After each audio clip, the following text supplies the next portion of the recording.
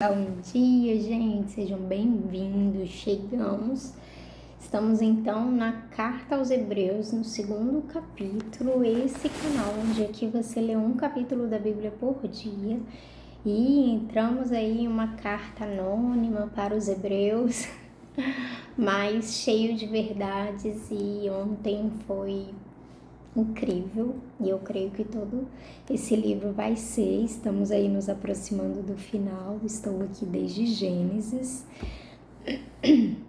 não necessariamente aqui no YouTube. Eu comecei no Instagram em formato de lives, e aí depois, a partir de Reis, vim parar aqui e estou até hoje.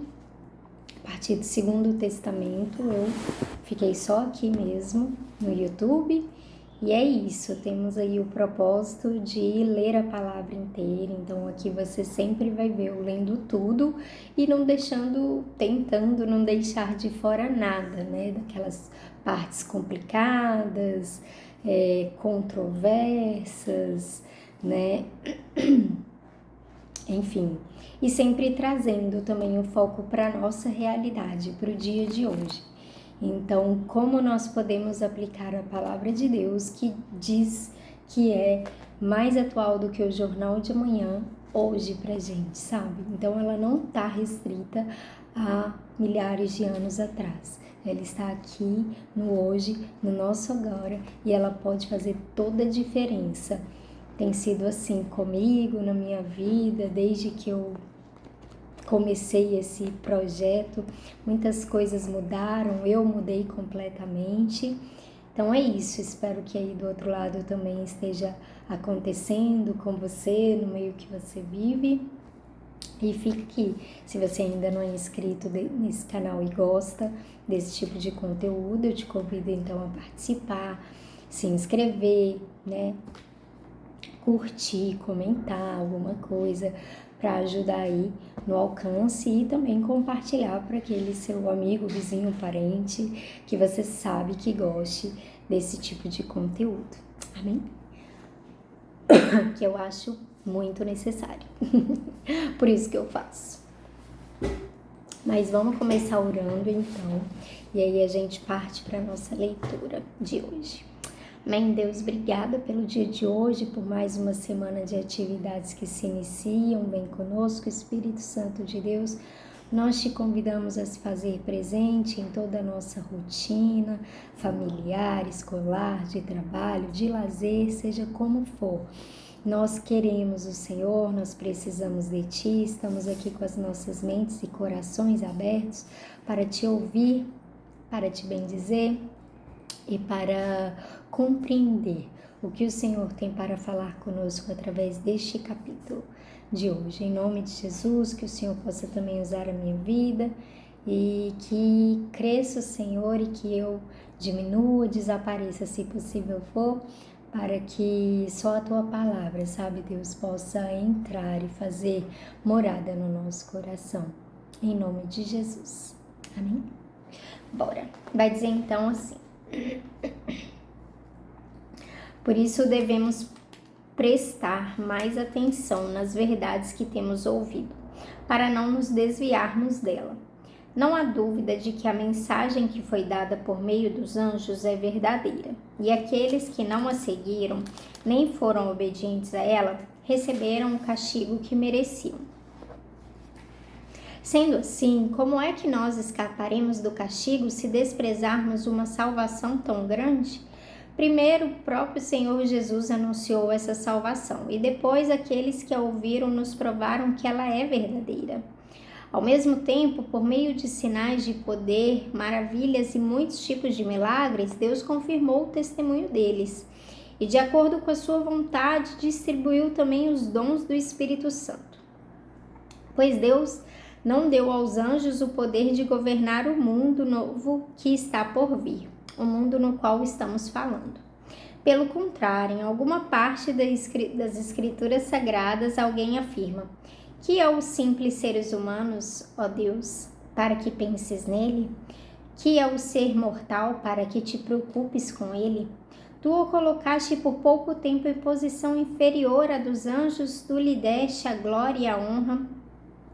de um rei e puseste todas as coisas debaixo do domínio dele.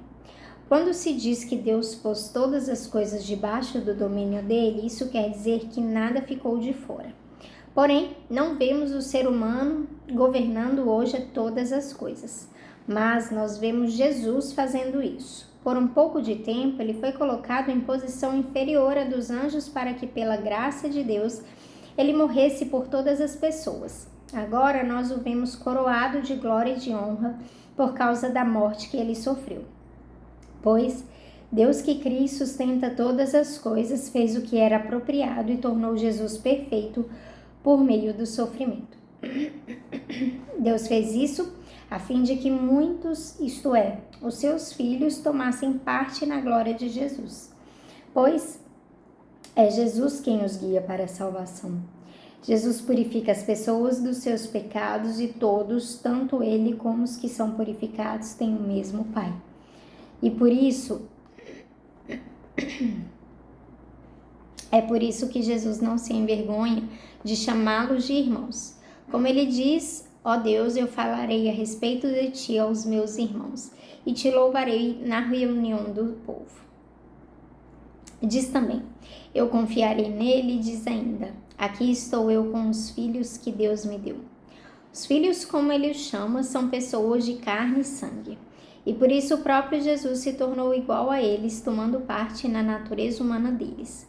Ele fez isso para que, por meio da sua morte, pudesse destruir o diabo que tem poder sobre a morte, e também para libertar os que foram escravos toda a sua vida por causa do medo da morte.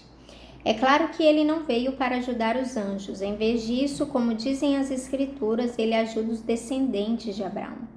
Isso quer dizer que foi preciso que Jesus se tornasse em tudo igual aos seus irmãos, a fim de ser o grande sacerdote deles, bondoso e fiel no seu serviço a Deus, para que os pecados do povo fossem perdoados. E agora Jesus pode ajudar os que são tentados, pois ele mesmo foi tentado e sofreu. Bom, então aqui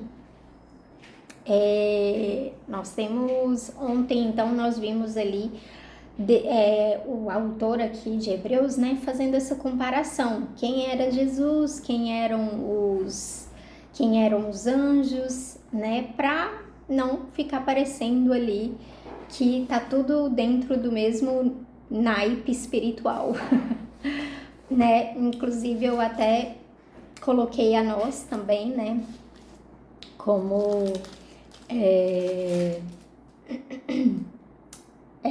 e procurei esse versículo aqui, citado no versículo 7 e 8, que vai dizer que tu o colocaste por pouco tempo em posição inferior à dos anjos e lhe deste glória e honra de um rei e puseste todas as coisas debaixo do domínio dele.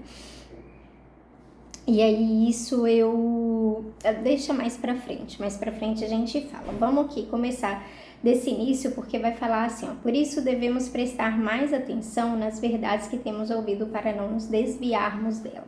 E vai falar no versículo 2 que foram os anjos que entregaram a lei, né? Então, em várias referências, quem quiser aí depois verifica, aqui no rodapé da página, fala de acordo com Atos 38, 50, Atos 7, versículo 38 e 53, Gálatas 3, 19, todos esses versículos vai ali fazer referência de como Moisés recebeu aquelas leis, aquelas tábuas. Então, aqui o autor tem essa intenção de falar, cara, então nesse momento era propício a lei, e foram os próprios anjos a partir de Deus, né, eles como servos de Deus, como a gente viu ontem, e também como ajudantes ali para que todo mundo se salve. Então, enquanto não viesse o Filho, era preciso, né, a lei os conduzir, né, como a gente já viu em Gálatas, se eu não me engano, que eles foram esses tutores, a lei foi esse tutor, né, do homem. Então, assim, eu até comentei isso no meu pequeno núcleo esses dias. Por exemplo, tudo bem, a partir do momento que a gente nasce de novo, a gente já nasce, né, com o Espírito Santo, né, digamos assim, Deus já nos abençoa com o Espírito Santo. Mas tem vezes que a gente precisa fazer uma coisa, um ritual, uma prática, um devocional, né? A gente precisa então, e é isso que Hebreus, ontem na introdução a gente viu, que às vezes algumas coisas, algumas regras são impostas como se aquilo fosse necessário e suficiente para a gente alcançar a salvação, sendo que não é. Isso devem ser apenas práticas para que Jesus, o Espírito Santo, faça uma mudança em nós, né, então a lei, ela tem esse sentido, assim, de tipo, nos conduzir, e qual é a lei hoje em dia para nós? Às vezes e a gente leu ontem, gente, religião demais, sabe, às vezes é achar que você precisa orar 30 minutos por dia. Então, uma mãe que não faz isso vai se sentir uma mãe de um bebê pequeno, ou quem sabe até um empresário, enfim, qualquer um, vai se sentir incomodado e vai achar que não está dentro ali, atendendo, correspondendo ao amor de Jesus. Não é 30, não é 15. Aí tem gente que vai achar que você tem que jejuar pelo menos uma vez por semana, porque a sua religião fala isso, aquele seu líder, aquele seu pastor falou que é necessário para você obter a salvação. Não é. A gente faz isso porque Jesus em nós opera o querer e o realizar. É algo complexo, é algo que demanda aqui de milhares de horas. Não milhares, mas talvez algumas dezenas de horas. E eu só tenho poucos 15 minutos para falar, no máximo 20. Então, mas o livro de Hebreus, ele quer voltar, ele o tempo todo ele fala ele o tempo todo nos chama para voltar a nossa face para Jesus, para saber que Ele é o suficiente, para saber que Ele é tudo do qual a gente precisa para ser salvo. E é a gente acreditar, a gente confiar e a gente obedecer. Então, pode ser que você tenha que jejuar, pode ser que você tenha que jejuar inclusive 40 dias. Pode ser que você tenha que, mas é tudo em função de uma obediência, de um operar do Espírito Santo, de Jesus, sabe? Trazendo uma forte convicção, um forte alinhamento a respeito disso. Não é porque um ou outro vira e impõe isso a você. E pra gente continuar, para não ficar só nessa parte, vai falar assim no versículo 3, sendo assim, como é que nós escaparemos do castigo se desprezarmos uma salvação tão grande? Então, aqui o autor, ele quer falar o seguinte, quer virar e quer falar, tá bom, a lei foi importante, vocês receberam a lei por meio dos anjos que servem o próprio Deus e que são os responsáveis de ajudar o ser humano na salvação, a alcançar a salvação. Mas, quando Jesus, Filho de Deus, se manifestou, se vocês desprezam Ele, que era o que os hebreus faziam e a gente já tem conhecimento a respeito disso, né? Os hebreus são os israelitas, o povo ali descendente de Abraão e tal. Então, eles estavam rejeitando Jesus e botando sua fé e sua expectativa na lei, naquilo que era necessário a se fazer dia após dia. Que antes para eles era necessário aquilo, e agora, né?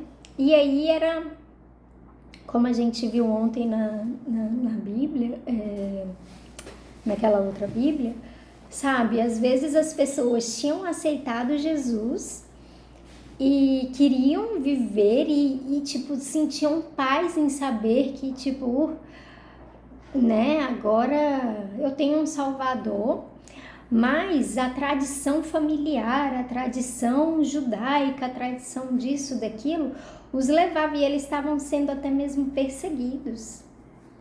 Bom, e pra gente passar aqui para essa última parte, que vai dizer então que Jesus, então, né, ontem eu nem lembro como eu coloquei isso, mas eu não vou ter tempo hábil para voltar a falar sobre isso. Mas aqui é o autor dessa parte, ele vai nos dizer que, olha só, eu vou ler de novo pra gente conseguir compreender tudo. Será que eu passo, meu Deus? Já são 15 minutos. Vai lá, vamos lá. Pois Deus não deu aos anjos o poder de governar o mundo novo que está por vir, o mundo no qual estamos falando. Pelo contrário, em alguma parte das Escrituras, alguém afirma que é um simples seres humanos, ó Deus, para que penses nele. Quem é o ser mortal, para que te preocupes com ele? Tu o colocaste por pouco tempo em posição inferior à dos anjos, tu lhe deste a glória e a honra de um rei, e puseste todas as coisas debaixo do domínio dele. Quando se diz Deus pôs todas as coisas debaixo do domínio dele, isso quer dizer que não ficou nada de fora. Porém, não vemos o ser humano governando hoje todas as coisas, mas nós vemos Jesus fazendo isso. Então aqui, falando rapidamente, para a gente não extrapolar muito do tempo, o autor ele está nos mostrando que no princípio o homem era responsável por ter domínio ali sobre a terra, sobre as coisas da terra, sobre os animais da terra. E viria então um novo mundo. E sim, pode ser a nova Jerusalém, mas sim, é o mundo real em que vivemos hoje em dia. E o ser humano não estava dando conta de fato, né, trazer esse domínio. Então, Jesus, ele foi este, sabe, que foi colocado em posição inferior aos anjos num primeiro momento. Por quê? Porque ele se tornou homem, porque ele se tornou até mesmo maldito. Você lembra o que estava escrito lá atrás? Maldito todo aquele que for pregado no madeiro. Então, como não, né? Então, Deus o colocou, para que ele pudesse, e aí no último versículo vai falar sobre isso. E agora Jesus pode ajudar os que são tentados, pois ele mesmo foi tentado e sofreu. Jesus então passou por todas as coisas das quais nós passamos. Todas, acho que todas, não sei se todas, né? Jesus não sentiu dor do parto, da menstruação, brincadeira. Mas, enfim, Jesus hoje pode nos ajudar, sabe? Nos ajudar em 2 pontos. E aqui eu finalizo. Nos ajudar sabendo que é difícil, que você tá passando, né? Que é difícil. Se você tá sentindo dificuldade em relação a algo, Jesus veio ao mundo exatamente para sofrer um pouco sobre isso e sofrer até mais, talvez, e saber te compreender. Sabe, Jesus, ele não julga assim de cara, ele roubou, né? Não, ele sabe o seu histórico, ele sabe tudo que você faz, e ele, né? Enfim. E em segundo, para nos ajudar a fazer um novo mundo, para mostrar que é possível, que agora todos aqueles que são irmãos dele, como ele diz aqui, que são filhos dele, ele compartilhou conosco a possibilidade de fazermos novos céus e nova terra, sabe? Um tipo de redenção, um tipo de... É por isso que a Bíblia fala tanto em propósito, em chamado, sabe? Em você exercer o seu papel no mundo. E eu sou uma pessoa assim que pega isso com todas as forças, e para quem eu olho, com quem eu tenho contato, eu tô sempre, sabe, colocando isso dentro da pessoa, sabe? Então é isso. Então ele sabe o que nós estamos passando, e ele sabe que ele em nós é a esperança da glória, ou seja, Ele em nós. É possível que nós façamos novos céus e nova terra, um novo tempo, para nós vivermos um novo país, uma nova nação, enfim, um novo mundo, seja lá onde você estiver. É isso. Deus abençoe. Tchau, tchau. Boa semana.